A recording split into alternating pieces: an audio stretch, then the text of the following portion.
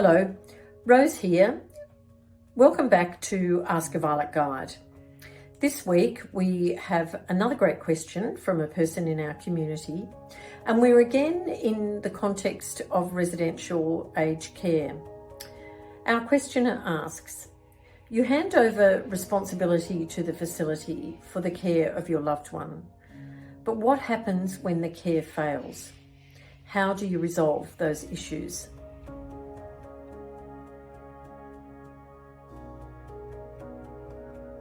Often the person has moved to residential aged care because they've been in hospital, they've been unwell, or something's happened at home that's meant that they really can't manage anymore in their own home.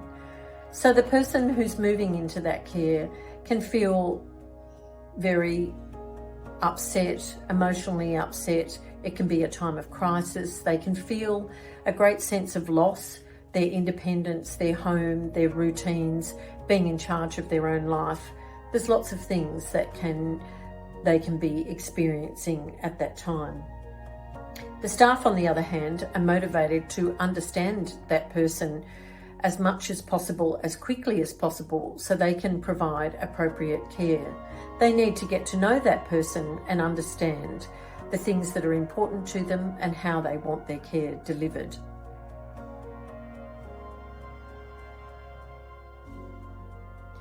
So it's important for the people around the person who has moved to residential aged care to really understand how the facility works, what makes it tick, what are the routines, who's who on the team, what are their roles and responsibilities, and what are the skills that are available, so that everybody can have realistic expectations about how things are going to work on a daily basis.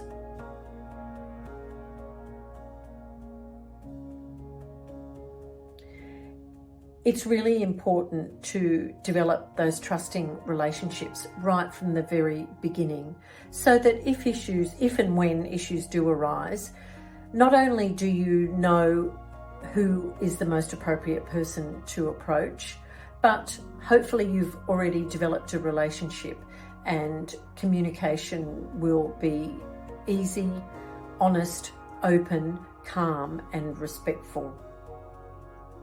The first thing to establish around issues that may arise is, what exactly is the problem? Is it something that's really not terribly important and easy to solve?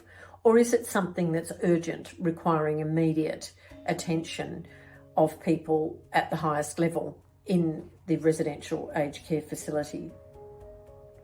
So finding the right person and contacting them in the most appropriate way is really important. Will an email suffice, or is a phone call required, or do you really need to be at the facility sitting down with a group of people trying to nut out what exactly the issue is and what is the best action at that time?